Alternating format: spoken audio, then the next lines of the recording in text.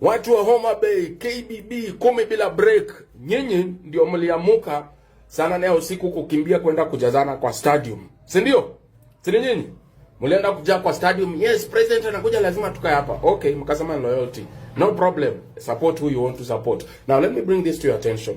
Kuna kijana anaitwa Albert OJWANG. He's not from the mountain or from the west or from the north. He's from Homa Bay. Huyu kijana makosa yake kubwa ni gani? Makosa yake ni alilana about corruption that is going on amongst the police officers, na polisi mkubwa ambaye anahusika hapa ni Eliud Lagat. Now you can imagine in Homa Bay there are police officers, kuna DCI huko wanafanya kazi vizuri. But maofficers walitumwa all the way from Nairobi to Homa Bay to go and get that young man. They got that young man. What does that tell you? That our policing is so capable of doing the very wonders that actually this country can ever do. But mapolisi wako in the wrong hands. So that means their chain of command hawawezi challenge, but they can only do what they have been asked to do. You get? Now, this young man, Albert OJWANG, from Homa Bay, inasemekana ati alijigonga kwa kichwa. Hiyo, I'm not buying that idea. I'm not buying that stories. And also the letter that comes from the police at the young man alijigonga kwa kichwa does not make any sense. Reason being, audio yenye imereleasiwa huyu kijana akiongea na rafiki yake kwa simu inasema very clearly hata mwenyewe alikuwa worried, am I really safe in this sense? Probably because of what he had seen. Okay? Probably because of the people he was seeing around himself, and he was worried for his life. There is no way he would have taken his life. But he has been allegedly killed by the police that were actually handling that matter. And those police that actually killed that young man had nothing to do with him. The command came from someone, and that someone is the one which are supposed to be arrested, because they gave the command. And like I said, you cannot question your boss in a police. Now ukijaribu hiyo, most of these officers are fired, so they choose to follow these orders blindly, or less they will lose their jobs, and sometimes they can also lose their lives. That is what is going on. So bado tuendelee 10 bila break, si ndio watu wa Homa Bay? Yes. Fanyeni kazi yenu, sisi tunafanya yetu. Mkiambia hivyo mnasema mambo na Wamonyoro. I have not mentioned Wamonyoro. Na nyinyi watu mnaniambia kwa Wamonyoro. Never mentioned Wamonyoro on my platform. Sawa? I am not politically siding with anyone, but I'm just calling all Kenyans. Can we, tunaweza kupatia mtu kura kulingana na kazi ambayo amefanya, ama tunampatia kwa sababu kuna watu wengine wako nje ya serikali, wacha waumie, sisi tuko kwa serikali. Mko kwa serikali? Charles Were story yake inaenda hivi. Shoo. Albert OJWANG probably pia itaenda tu. Shoo. From where? Homa Bay. Endeleeni kuamka saa 8 ya usiku, mlale kwenyu. Mnaenda mnaona maendeleo. Si ndio? Ndio maendeleo. The whole day nimekuwa nikitafuta hiyo post yenye Albert OJWANG aliandika, a post that is equal to death. Miss Japata. Mukipata your post yenye aliandika ndio auliwe, I want to see that post. Because this thing is so painful. Watu huwa wanakufa. But this for Albert OJWANG, hata kama wewe ni heartless namna gani, this is painful. Huyu mzee unaona hapa na hii uchungu.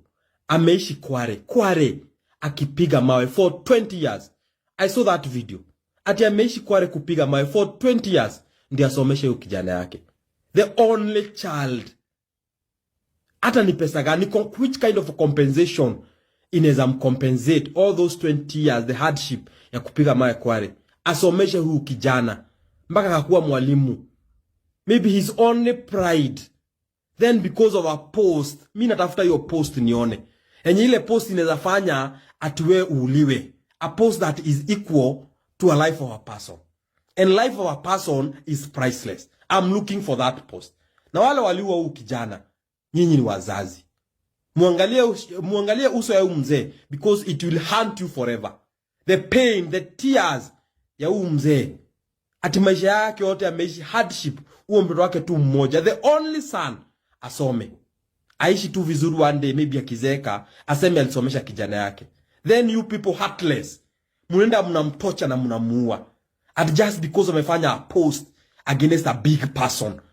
We want to see that post. Na mwenye yako na hiyo post, hebu tuweke hapo kwa comment section. Kenyans want to see which post is equal to human life. This thing is so sad. The more you think about the death of Albert OJWANG, The more the story of the father comes up, the more these things become even more and more and more painful.